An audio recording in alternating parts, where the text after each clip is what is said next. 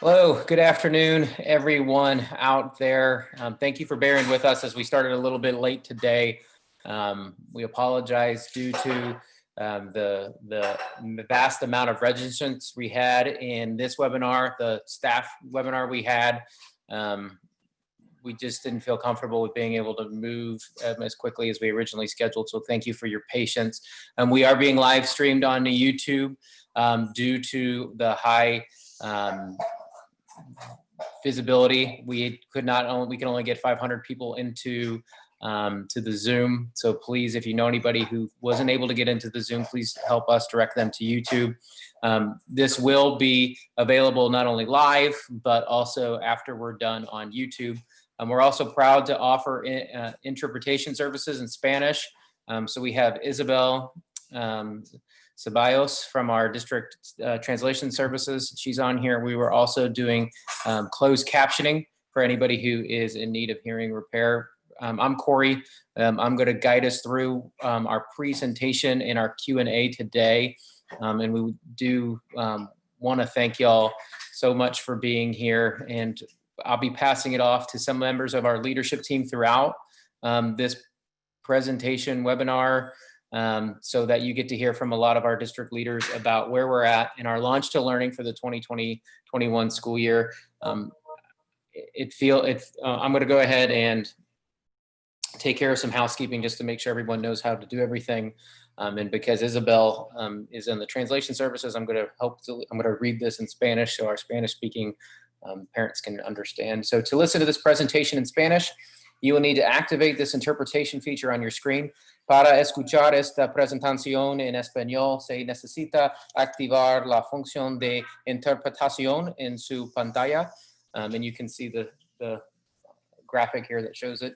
Click on the lower part of your screen, the interpretation button. You choose your preferred language, English or Spanish. Active en la parte inferior de la pantalla el botón de interpretación y escoja el idioma de su preferencia, inglés o español. And then you have to mute the original audio in the menu. So to be able to avoid hearing me in English and in Spanish, hearing me in English, and you will hear a much better Spanish speaker in Spanish, you'll need to go ahead and mute. Deactive el idioma que no quiere escuchar el silenciar audio original. Usted puede utilizar audífonos.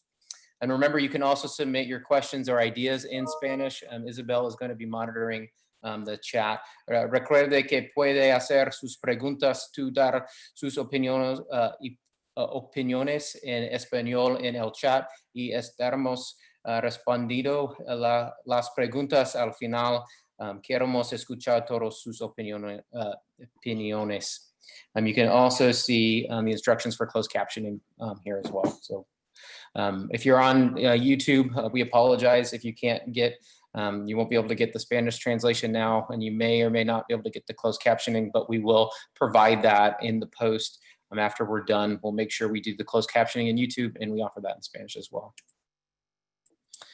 Real quick, wanted to touch base on feedback and questions. We had a survey that was open this last week. Hablar del aporte y las preguntas que tenemos sobre algunas encuestas que hemos realizado. I apologize, Isabel. Are you trying to speak to the whole group, or are you? Yes. Have people chosen already the interpretation? I'm not sure. I said it out loud, but I can't tell. I apologize. So I think they have, and we'll go forth.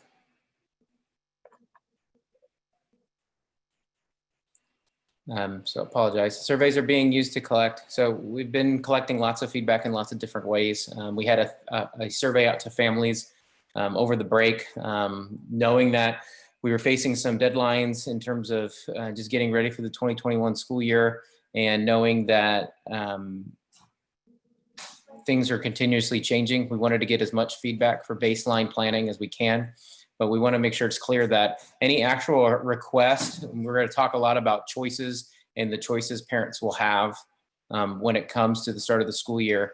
the surveys were able to give us some baseline and general information, but there will actually be a selection process to be able to choose what you will select for your child or for your student in your household. So please make sure you're on the lookout for that. And we'll have some more information as to what that could look like in some of the guidance from TEA.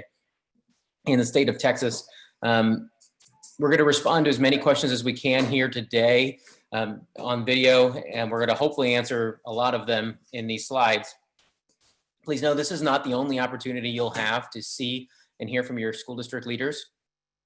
And it won't be the only opportunity you'll have to answer questions and see answers and responses. We're working on a frequently asked questions release that we'll have tomorrow as part of our fourth update for Launch to Learning 2020-21. And you'll have some of those answers, and we'll continue to build on that as we have answers to the hundreds and thousands of questions we know that you have, as this is of the top of your mind and deep in your hearts as we're all getting ready for next school year. I'm going to pass it off to our superintendent, Bruce Gearing, to give some insight as to what to expect in this presentation and to set the stage for what we're going to share today. Good afternoon, Leander ISD and families. Thank you so much for joining us today. We are really proud to be able to try to answer as many questions as we can. As Corey said, we are getting a lot of questions. We're trying to address those the best that we can. We thank you for your patience. We thank you for your time with us today. Our purpose, of course, is to talk about the options, the scenarios, and the next steps for Leander ISD as we progress towards the open of school in the fall of 2020. I'll start by saying that we do have an approved calendar for 2020-2021 that is published already on our website, that is board approved, and that is the calendar that we will be operating out of to start school. So the first day of school for our kids will be on August 13th. Should we need to make adjustments to that calendar, then the board will have to come together and actually make those changes and approve those changes if they are necessary as the year progresses and as we start to see what our reality turns out to be in the fall. In the short term, we are, of course, working towards a recommendation to the Board of Trustees and a recognition of that recommendation on July 16th, and then making some final announcements on July 17th about bringing staff back in the second half of July, and then how we're going to start school in August. We are working very closely, of course, with all of the public entities from the national level, the state level, our public health entities, our local counties, and our local cities and governments. We continue to listen to our health officials very carefully because, of course, our number one priority is the safety of all of the individuals involved as in Leander ISD. We're going to share with you today from various different members of our administrative team what we know. Please understand that things are changing extremely rapidly. It feels like every hour we get new information about what's happening with COVID-19 across the state. And so we're trying to keep up as best we can. We're trying to share that information with you as best we can. And we will continue to do that as often as possible as we go forward towards making these final decisions. And then, of course, we'll be communicating what those next steps look like. Our number one priority, of course, is the health and safety of our students first. Our families, our staff are very important to us. We cannot educate our kids without healthy and safe staff. And so we're working very diligently to make sure that all of those are our priorities as we go forward. We're trying our very best to listen to your voice, to listen to our students' voices, to listen to our staff voices, and to give as much choice as possible. We want you to be able to do what you feel like is best for your children, and we want to be able to provide the best possible opportunities as we go forward. Our number one priority is to take care of people and then provide the highest quality education that you've come to expect from us and that your children deserve. And so we're going to continue to work diligently to make sure that those things happen. Thank you, Corey. And again, I apologize. I do need to apologize real quick. And Isabel, if you can translate this, the Spanish translation tool that we were We tested yesterday, it's not working today. Isabel, do you want to share that please with our Spanish listening audience and give some insight as to what we can do? Sí, Cory. La función de traducción que ensayamos ayer vía Zoom, hoy no está la función abierta, activada, no sabemos por qué, pero podemos traducir consecutivamente si las personas tienen un poquito de paciencia. A medida que cada persona del distrito esté hablando, yo voy a empezar a traducir y darles los comentarios. Go ahead, Cory. Yes, gracias, Isabel. Mhm. We have Dr. Devin Padaville, one of our newest team members, coming to us from Fort Bend. He's an area superintendent in our district, overseeing 2 different feeder patterns. He's been our go-to in all of the conference calls with TEA, as this has been such a moving target. Devin, you want to share some updates as to what the state is telling us, please? Le Yes, damos la thank you. bienvenida al doctor Devin Paravin. Él es uno de los superintendentes de área del distrito. Él se unió hace muy poco al Leander ISD y viene de trabajar con varios distritos y con la agencia TEA. También ha estado muy pendiente de todos los cambios y nos va a dar una actualización. Go Thank you ahead. so- Thank you so much. So parents, we just want to thank you for attending today, and just there's no such thing as sharing too much information in a time like this. And we know you're concerned about the health and safety of your kids. And as a parent of a high schooler and a middle schooler, I know how that feels. So I want to share some information about where we are and what we've heard from TEA.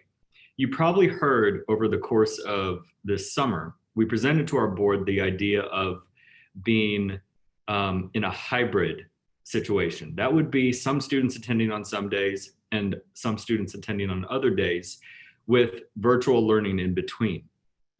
What we came to find is that TEA has given us a mandate that we must offer all families the option to come to school each day, and that we must offer families the option to be at home learning virtually each day. So what we found, and this is the Commissioner of Education's exact quote, is that there's a logistical impossibility of hybrid. And that is what we found in our district as well. If you research districts across the state, you will find that every district we have consulted with has abandoned the idea of hybrid because it is impossible given the mandates given to us by the Texas Education Agency. So that's why we're going 100% in person or 100% virtual. The state is also going to provide us personal protective equipment that we will provide to students and staff. This includes facial coverings, which are masks and face shields. It includes gloves. It includes hand sanitizer.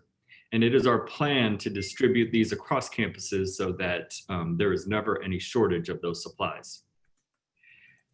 STAR will continue. And in fact, that was one of the first decisions that TEA provided us. Even before we had public health guidance, which came out yesterday, the state provided the concept that we would continue with state assessments. Now, you as parents may be thinking, for our teachers and our kids during this very uncertain time, to take part in STAR may not be practical. And if you feel that way, we encourage you to reach out to your local and state legislators. Virtual learning student commitment. So I've seen this in the Q&A already, and I've answered it a couple times, but I want to talk about it here. Virtual learning student commitment. So what we're going to do is over the next few weeks, we're going to release an enrollment process where you can declare your intent of your child to either return to school or to learn 100% virtually. However, TEA has given us a guideline, and we don't disagree with this guideline, that parents should have the option to change their mind up until 2 weeks before the first day of school. And that is on our calendar, that is the last week of July. So that's a little bit of a window for you to make a decision and also have the option to change your mind in that process. Thank you, Corey. Again, Isabel, can you come back on and let everybody know, our Spanish speakers know what we're going to do? We do apologize for the technical difficulties, and we're not going to be able to simultaneously translate. Isabel, real quick one last time.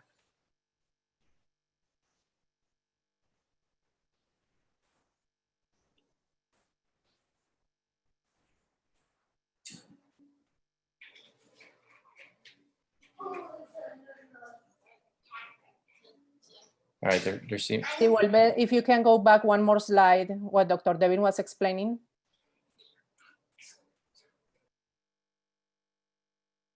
The last slide that he was talking about. That one, ok. Vamos a explicar un resumen corto de lo que el doctor Devin Paraville estaba explicando en la actualización que se ha recibido hasta el 7 de julio. Él habla de que es la imposibilidad que se ha visto desde la Agencia de Educación de Texas de realizar un modelo híbrido o mixto, porque es la imposibilidad logística de combinar todo esto. Por eso la mayoría de los distritos se han inclinado y la Agencia de Educación de Texas ha dado la guía de hacer una educación que sea 100% en persona o 100% virtual. Están también hablando de dar unas pautas de protección, de distribución de equipo de protección personal para los empleados.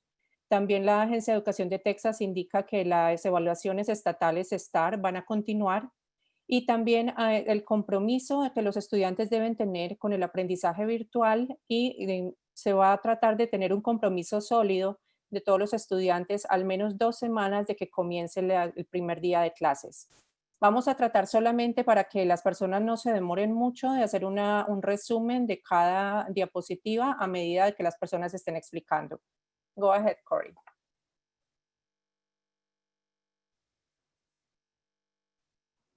Thank you, Corey. Thank you, Isabel. We have our Director of Health Services, Kristen Wickets, on the webinar here. She's our head nurse and our lead nurse. And we've gotten some guidance on public health from the governor's office and from the commissioner. Kristen, what can you share with what the guidance is right now on the public health components of this? And what can you share for what our parents can expect or what our thoughts are right now? Hi, Leander. Hi, Steve. Wanted to share, this is a brief interpretation of what the TEA provided for us for school districts for public health guidance. So just going to go through the bullet points. There will be a 3-week transition option. Again, information is less than 24 hours old. So we're also seeking clarification on some things that we wanted to provide you this information in case you did not get a chance to look at it. Students may return to school from COVID quarantine after 3 fever-free days without the use of fever-reducing medications and improvement of symptoms, and 10 days after the onset of symptoms. Close contact has been defined as within 6 feet for a duration of 15 minutes while not wearing a mask or a face shield. We'll be following the governor's orders that includes the face coverings. Teachers, staff, and visitors will self-screen for COVID symptoms before they come to the campus each day, and parents are going to be required to keep symptomatic kids at home. There will also be a process for a notification of parents, staff, students when there's a confirmed case on any campus or a classroom. There's going to be a fact sheet published soon that's going to answer a lot of your questions. I know this is a quick slide and you probably have tons of questions, but we just wanted to get this TEA guidance out to you right now. Thank you, Kristen. Dr. Bentz, our teaching and learning team, we know that a lot of parents had experience with remote learning in the spring, but we also know that that was an opportunity for us to learn. And now we're moving forward with more than one and a half days of planning. And we've learned a lot, we're changing a lot and making sure that we can provide a high quality option for students and families who choose that for their students. Can you go ahead and give some details as to what our virtual empowered learning program will look like? Absolutely. Good afternoon, everybody. I wish I could see you, but great to see you. Like Corey just said, during the emergency remote learning that we did, I do want to give a shout out to our teachers overall. They did an amazing job with what they had to work with and the time frame they had to work with. We know as we move into the fall, any type of a virtual option that we will be offering will be better. We've had the time to do the research. We have the time to train our teachers, and our virtual empowered learning is completely redesigned. Now, first of all, just to reiterate, it is a 100% virtual option that will be available to all of our students. So we did have a lot of people take surveys, as Corey said. We had y'all parents, we had teachers, we had students take surveys, and we got a lot of feedback and suggestions and recommendations about how the virtual experience could be better for next year. And so I think we've built in most, if not all of those suggestions. So I'm going to go through them now. I might jump around a little bit. So we'll start with a virtual orientation for parents, because we really want parents to have the best opportunity to understand how the virtual learning environment works. What are the expectations of their children? What platforms they will be using? How they'll be logging in? What will be the workload? What will be the daily routines and schedules? All of that stuff, and have opportunities to ask questions of the teachers. From there, we'll have weekly emails telling you what the objectives are for that week, and then going into monthly Q&A webinars just for parents, so that you can have access to the teachers to talk and ask questions that you need answers to. So I've seen a couple of the questions in chat. I think these answer those questions. There will be a consistent daily schedule, and it will allow parents to better be able to plan their weeks and what's going on and when their kids will be on the computer and learning. Face-to-face learning, that was something that we heard loud and clear from you parents, from students, and from teachers. They want that connection with teachers, with their classmates. So we will have a blend of face-to-face learning and also independent work on assignments, projects, and activities, much as you would in an in-person classroom. But important thing to note, there will be face-to-face learning and interactions with teachers and their fellow classmates, both in whole group, small group, individual conferencing, tutoring, things like that. The grading system will be aligned to what is happening in the in-person instruction. So, for instance, I know this is the elementary group, but at the high school group, it will be a numerical grade, and it will be a part of students' GPAs. And we will be following the same formatting for elementary that we have been following and will be following for in-person instruction. Our teachers do need additional training, and we are going to be providing a foundational level of training, a virtual 101, if you will, of teaching in a virtual environment for every single one of our teachers as we head into this year, because as you see in the yellow and as you've mentioned in chat, there is a possibility that we may, go into a situation where 100% of our classrooms might need to head into a virtual environment. Hope not, but that could happen. We want to be prepared for that. Our teachers who are designated to teach in the 100% virtual empowered learning program will receive additional trainings. They will be going through a virtual teaching academy, the LISD Virtual Teaching Academy, to prepare them to create learning environments and educational experiences that are on a par with what's going on in our physical classrooms, and that meet those high quality standards that Leander ISD parents expect and are accustomed to in our classrooms. Lastly, our teachers across the district will be using learning management platforms. We'll be using Seesaw at pre-K through second grade and Google Classroom in 3rd through 8th. And the reason for that is we really want to streamline the delivery method for information, for lessons. Our goal with elementary students is they will be able to log in through their single logon, that launch pad that most of your students already know how to do. They will be able to access their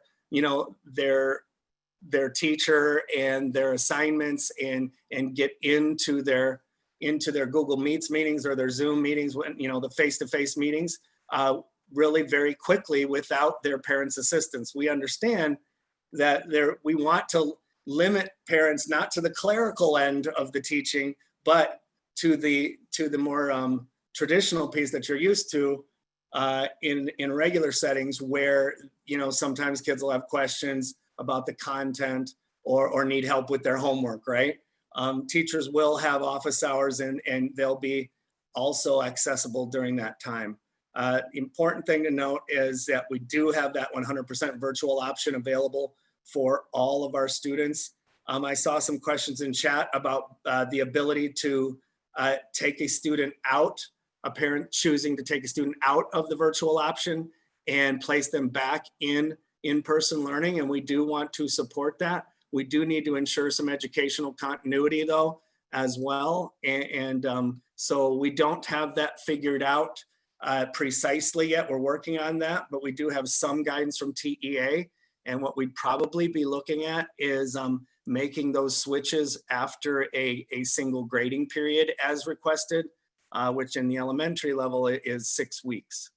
So that's where we're at with that right now. Same with if people are in person and a student was to need to be quarantined or became ill, we would definitely be looking to immediately transition that student into the virtual empowered learning opportunity. Thanks, Corey. Thank you, Dr. Benz. Devin, you've been leading a team of principals, administrators. You've led focus groups on what in-person instruction could look like. What can you share with parents as to where we're at right now about in-person school? Yeah, absolutely, Corey. So I know that the safety and health of your child is at the foremost of your mind. And we are working with principals. We are developing a comprehensive handbook for classrooms and buildings to ensure that we have safety protocols, health protocols. This includes hygiene, deep cleanings, and expectations for our campuses and our classrooms. These also includes things such as structures for arrivals, dismissals, and transitions. And your campus leaders will be communicating that to you over the course of this summer as we get closer and closer to the finalization of that. Now, I saw a question in chat or a comment in chat about how are we going to ensure that we take care of the social emotional needs and the development of each kid during this incredibly structured environment. And I want to tell you that our priority is to ensure that regardless of what we put together, that we still deliver a compassionate environment and a sense of community to our kids. Because we know that in the end, to our children, it is that sense of care from a teacher. It is that sense of community with my friends that is going to be lasting memories for the kid, and is going to be really what makes school for them and give them a sense of belonging. So that is a priority for us as we go through this really difficult challenge. Thank you, Devin. Kristen, our Director of Health Services, our lead nurse. We've know that the idea and concept of contact tracing is so important during these, and what to do when we have a positive case. From a staff standpoint, that'll be managed through HR, but from a school standpoint with a visitor or a student, that is a process that's going to be managed by a school-led team working with Kristen and her team. Kristen, what can you tell our families about what contact tracing will look like, and what will the notification processes and timelines look like for families? Sure. So as you can see on the slide, contact tracing will be done either by the school or human resources. There's going to be a COVID team on each campus, and there's also going to be a district COVID team, and those teams will be working together daily. When an employee or student tests positives or comes into contact at home with a COVID-19 positive person, the school or human resources will conduct contact tracing and notify individuals that day, and inform them on their 14-day self-quarantining if they were to have come in close contact with that infected person. Close contact, again, defined by TEA, is within 6 feet of an individual for 15 minutes or more at any time without wearing a mask, within the 48 hours before the individual exhibited any type of symptoms or has left school property. Thank you, Kristen. And again, I'm trying to keep up with the chat and read the chats, but also we have the Q&A going to help funnel questions. So please, if you can, try to funnel into the Q&A. As a reminder, we're going to try to answer as many questions as we can in here, but we are maintaining and managing a frequently asked questions that will be launched tomorrow as part of our 4th update that we'll be emailing and sharing out to all of our families. And that'll be a living document as soon as we get answers, and we'll be able to continue to update that.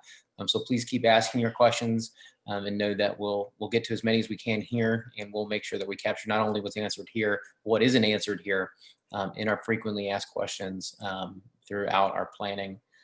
Jody Harmon, our athletic director, is not here. She's a part of the team getting ready for graduation starting tomorrow.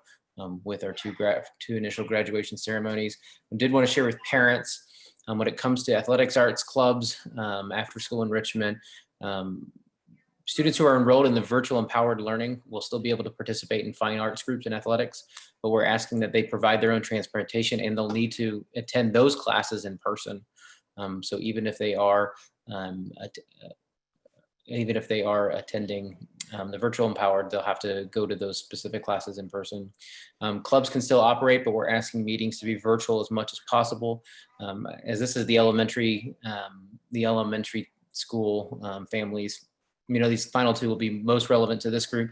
After school enrichment is going to be canceled. So those are the classes where outside vendors come in to our schools and offer a variety of enrichment courses. We're not going to be offering that program through December, or for what's considered the first half or first semester of the first 2 sessions of that program. Look to what spring could bring with that. We do plan to offer the after school care program through YMCA.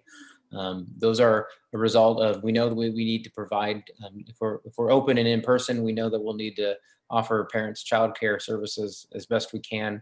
YMCA is a single vendor that we know and have been working with versus having a variety of vendors. It also helps us to keep students contained in one space so that cleaning can be managed on a nightly basis. Our Director of Counseling Services, Steve Clark, is on the webinar here to talk about the social emotional support and the strategies for giving kids the love and the care that they need and deserve going into next year. Steve, can you share some details with our families? Hey, sure. And thanks for having this today. And so we know that each family has had their own unique experience to this pandemic and this school closure. And so as students return to either 100% virtual or face-to-face, we will do our very best to address the needs of each student as they re-enter the learning environment in August. Students and families are ready to get back to school and learn and address any learning concerns or learning gaps, and we know that's very important. But we also know it's extremely important to help our students reacclimate to their learning environment and address any social or emotional gaps that have been created by prolonged isolation. I've said many times that this is the longest period of time that many students have been out of school after they've entered the K through 12. So we need to help our students reacclimate. Campus are being provided a framework of guidance to help our students reacclimate, and we will help them. We know that learning is a social activity, so we want to help our students with the social activities of learning, whether it be 100% virtual or face-to-face after this prolonged isolation. So our focus will also be given to our students who are new to district, who are new to a campus, especially our 5th to 6th and 8th to 9th, and any student who is moved from campus to campus. So we have provided a framework for campuses because we know each of our 40+ campuses have a unique setting and unique needs. And so they will work within the framework. Our students will also continue to have access to counselors no matter the setting, whether it be virtual or face-to-face. And so that will be, so that will continue to be offered to all of our students, and as well as lessons that will be posted on our website that parents can use at home, as well as second step lessons from home as well. And again, we will continue to offer our services through our licensed professional counselors and licensed clinical social workers. And so those will continue to be offered. And again, those can be either face-to-face or 100% virtual. So we can do that through online platform or as well through the face-to-face. So thank you. We have our Executive Director of Special Programs, Kimberly Waltman here. We know we're getting a lot of questions in the Q&A about making sure that we provide a high quality of services for all students, especially those who are on IEPs, 504s, or RTI plans. Kimberly, what can you share with our parents about what special programs will look like, both in person and virtually, when we open school? So parents, thank you for being here to partner with us today. I just want you to know that the questions and the comments that you're providing in the Q&A and the chat, it's great feedback for us as we are continuing. As many people on this Zoom have shared, the guidance continues to change. And so we are taking your feedback. So thank you for being here today as we are continuing to solidify some plans with our guidance. I want to start with our IEPs and our 504 plans, as well as RTI supports will be implemented to the fullest extent possible. I know that in the spring during our emergency remote learning, we had to make a lot of adjustments as we were working to serve students at home. One of the things that we are going to do that we didn't do as much in the spring is increase synchronous learning for the 100% virtual learning option.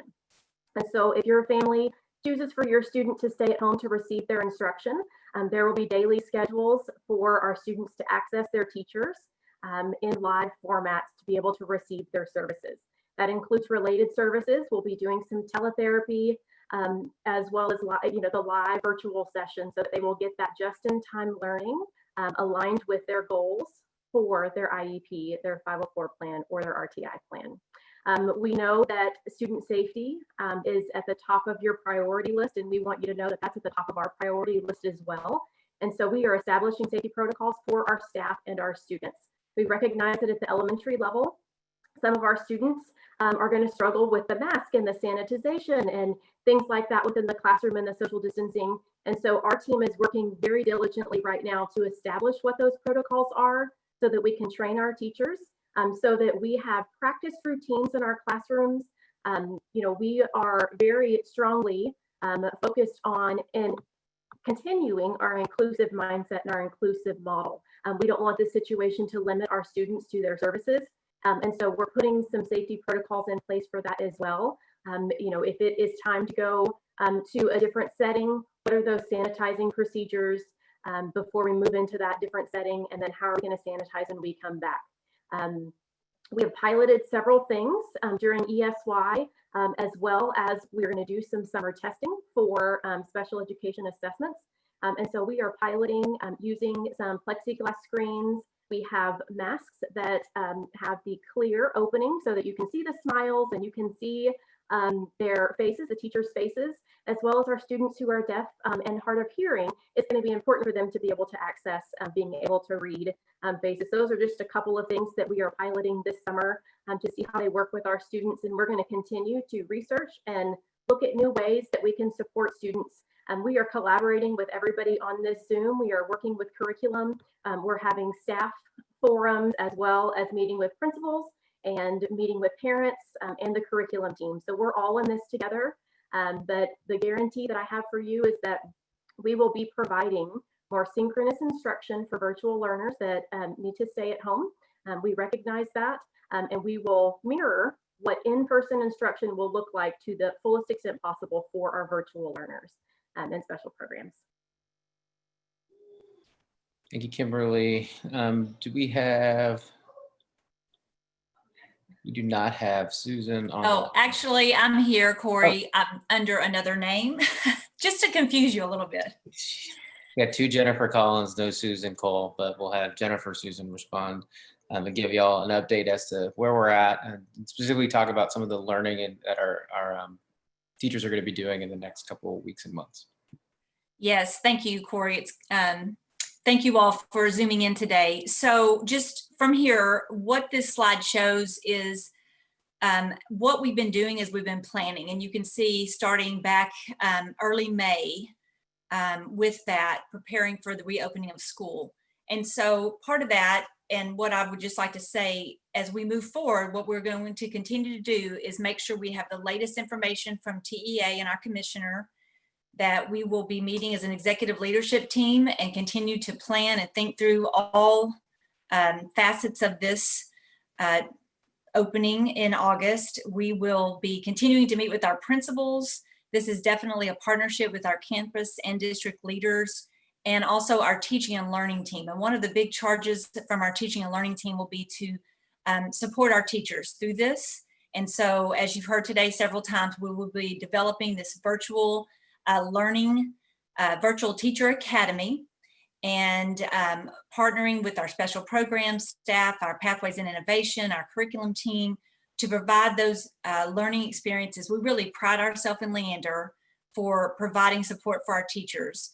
And I can tell you, and I know it's come up several times today as well, one of those, part of that academy will be to make sure our teachers have the best resources to connect with their students in a virtual way and to build those relationships, because I know we've heard that, and we know, as Steve Clark talked about today, the whole child is critical as we move forward. So lots of planning still to do, lots of work to be done, but we're confident we will be ready. So thank you, Corey.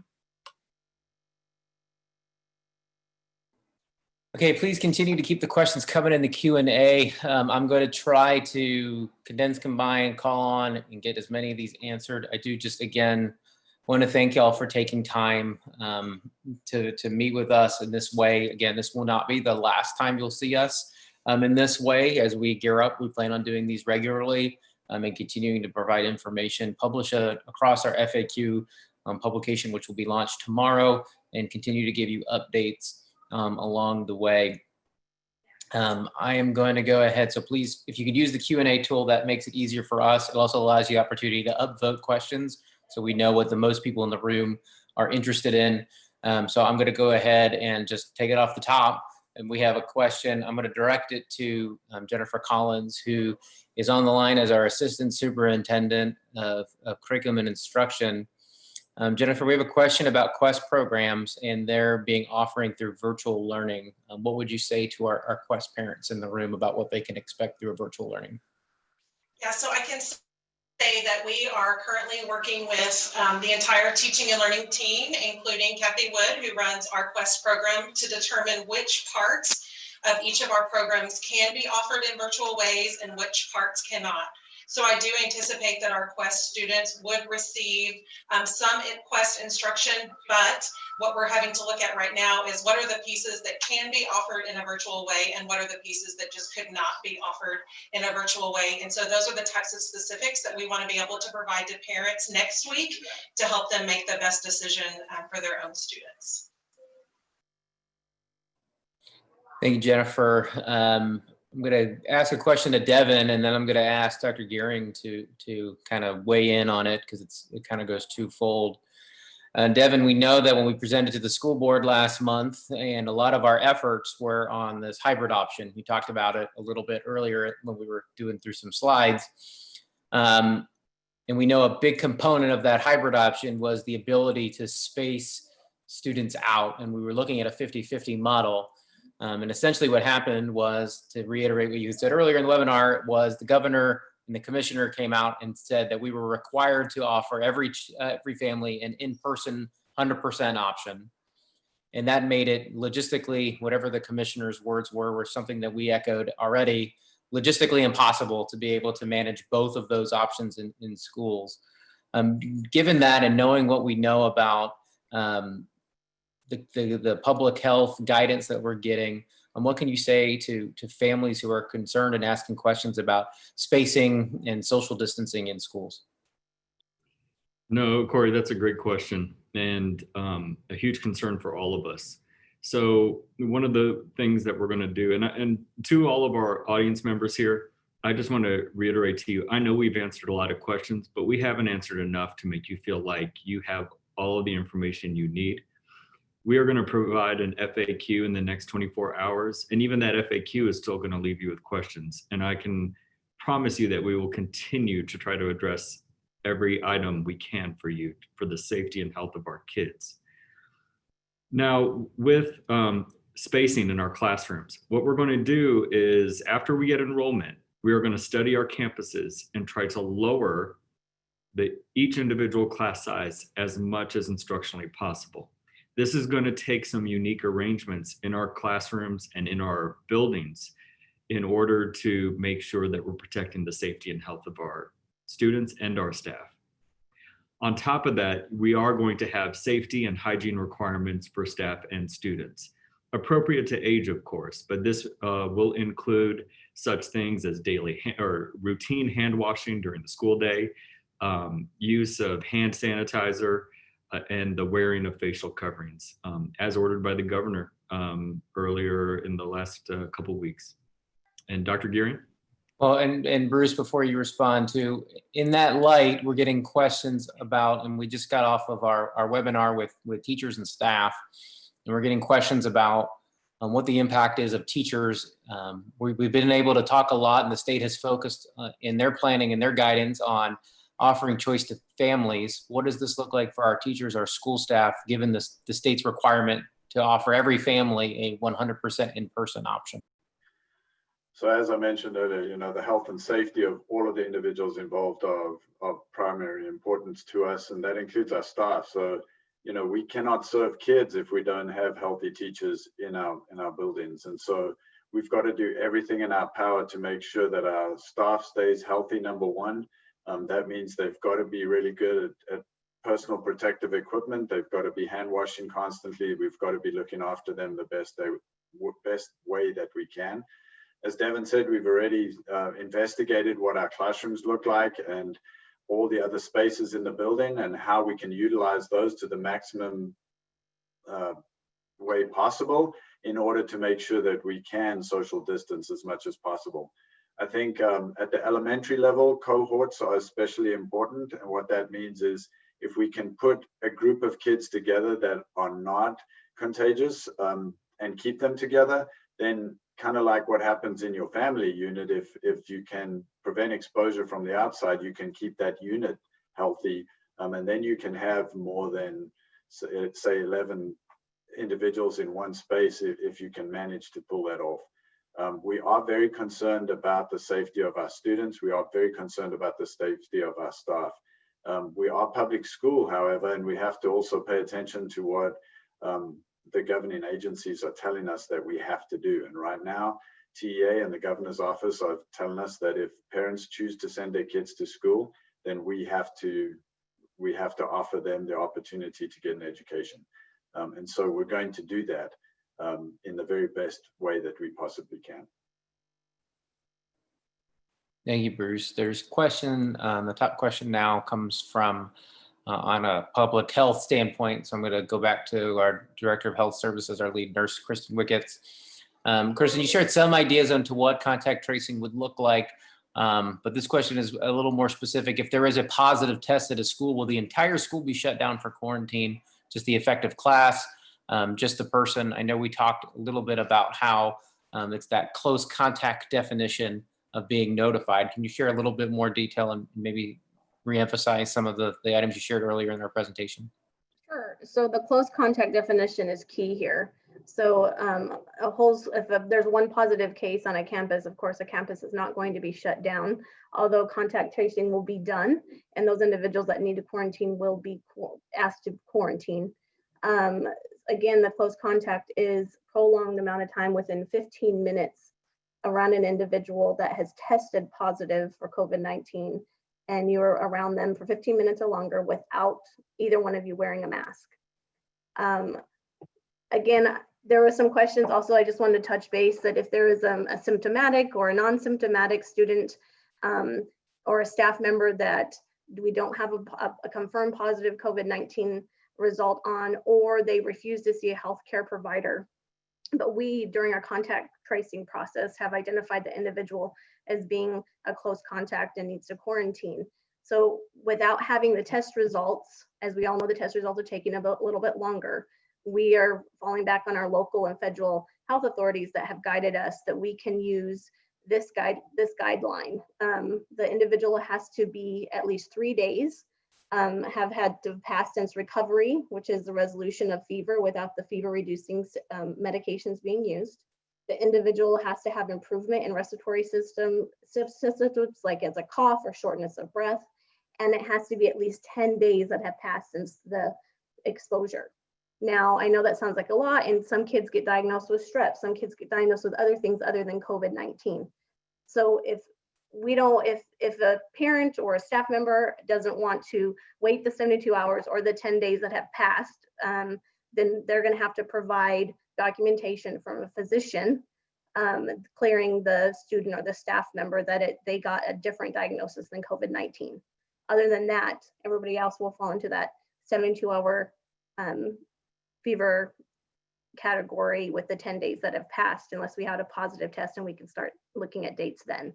You know, that's a lot of information, and we'll make that crystal clear on our facts when those get published.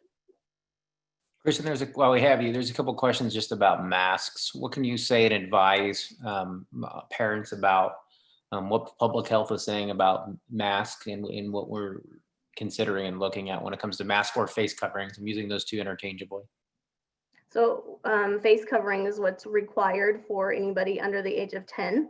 I know that we have had discussions on our students that are under the age of 10. If there is a situation or a hall passing period or something where we cannot ensure that 6 feet of social distancing, that we are going to attempt to have our younger students wear those masks at those times and also on buses. But none of that is set in stone. We are still working through all of that, and we'll hope to have it all together for you guys soon. Question at the top is an interesting one right now. Normally we'd pass it off to our assistant superintendent, John Graham, but he is not here because he's getting ready for graduation for tomorrow. There was a concern or a question about being in 2 counties, being in Travis and Williamson County. Kristen, you're probably actually the best one to answer this one in this chat as well. How do we operate in 2 counties with 2 different public health agencies? What would you tell parents, particularly with some of the announcements that Austin, Travis County, I believe, just released earlier today? Right. So we have really good, strong relationships with both Austin Public Health and with Williamson County Public Health offices. When there's any type of communicable illness or disease that presents on our campuses, we work closely with both of them. And once we identify where the specific individual, what county that individual is located in or individuals are located in, sometimes we have to use both public health organizations, and we work together to provide communications and guidance. Thank you, Kristen. We have some questions about parent choice. We know that we have parent choice and family choice for students when it comes to that 100% virtual empowered learning option and the 100% in-person option. What happens if parents get into one and change their mind, especially as we've mentioned several times, this is an evolving situation. Devin, I know that the commissioner came out with some general guidelines about parent choice, especially as the school year goes in. What would you share with parents who are interested in what this looks like? You know, not necessarily just in that last week of July when we're 2 weeks away from the start of school, but also 1 week after school starts or 2 weeks after school starts or a month or 2 months. Corey, thank you for that question. So we already talked about what it looks like in the summer. During the school year, we're going to, in our FAQ, we're going to share how parents can elect. Let me take one example. If you're in virtual learning and you wish to come back to school, we will have set dates that you can return to school. TEA has provided us a guideline that this set date that we hold a student virtually that wants to come back to school, it can be no longer than the duration of that grading period. But we're still determining what that time frame is going to look like. And as well, for a student who is at school but wishes to go to virtual learning, that is something we're going to share in our FAQ as well. Getting questions about providing staff and students PPE, masks, what sanitizer and other precautions are going to look like. It's one of those interesting questions based on who we have in our webinar. I don't know who the best is to answer. Elaine, Devin, Bruce, what would you tell our families? I know the state's providing some PPE. What would you want to tell our families who are asking questions about just general supplies and protective gear? I'll jump right in. This TEA is providing districts personal protective equipment. We're expecting shipments of those to arrive anytime in late July and early August. That includes masks, other specialty face coverings, things like face shields.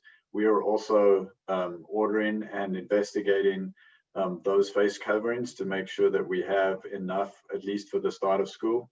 They'll also be providing hand sanitizer as well as gloves. And so our staff will primarily be using, of course, the gloves, and then hand sanitizer will be available. It would be our recommendation that parents provide their children with their own personal PPE if at all possible, because that will help. Of course, it seems reasonable that anything that can be washed, a face covering that can be washed, is helpful, because then those can be freshly laundered as often as the parent feels necessary, and those students can be bringing those backwards and forwards to school. Bruce, while I have you here, you know, we were sharing a continuum graphic when this started, and the governor and the commissioner kind of, you know, redefine what a continuum looks like, but we are very cognizant that this thing's ever changing, just like I said, I think at the beginning of this webinar, the last one, it feels like March and April again, where at any moment we're going to get an announcement that completely changes our course and our plans. What would you tell our families who are just looking at this situation the same way we are, the same way the numbers and everything's moving, in terms of what it could look like and how it could look different than the spring for us as this public health crisis evolves and the curve continues to go up, particularly right now? I think the having personal children of my own, I think everybody has to get comfortable with what their comfort level is for exposure to the virus. So I urge you to keep up as much as possible with the health information that's out there. There's a lot of information out there. Of course, some of it is conflicting, but you have to come to a personal understanding of what risk level you're prepared to put your family at in order to make this happen. We're here to serve the community as best we can, given the circumstances that we have. But we urge families to really think about that carefully when they're considering whether to send their kids to school or not.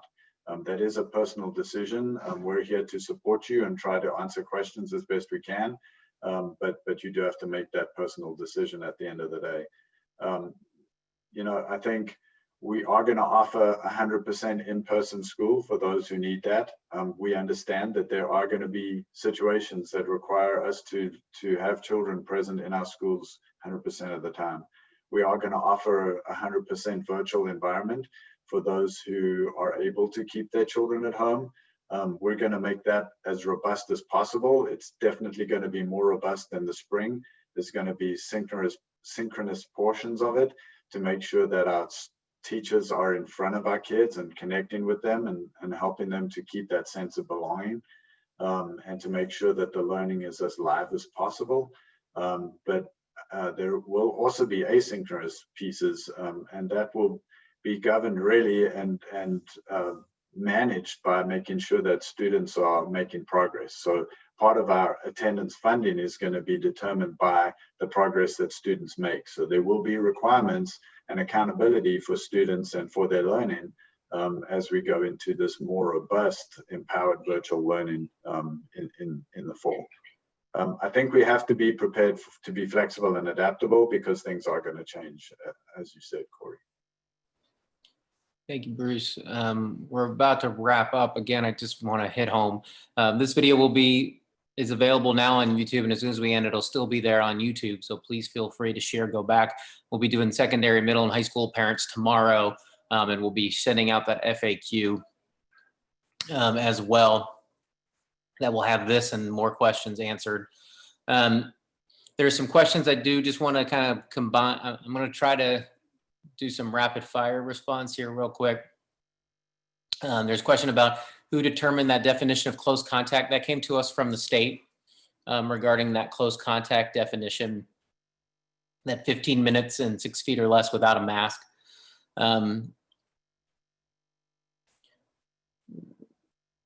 We talked about already, if the number of cases continue to increase, yeah, there's a possibility of having to go back into virtual for all students, and Dr. Gearing was just talking about that. When it comes to screening, Kristen, I think maybe you can just hit this one as our last question before we get off of this call. Just in general on screening, we know that a lot of this is going to depend upon, public schools are truly a service and a commitment of a community coming together and asking parents to be cognizant of their students' own health, and asking our staff to do that as well. What can you talk about our screening processes and what we're asking student, staff, and parents who visit our buildings?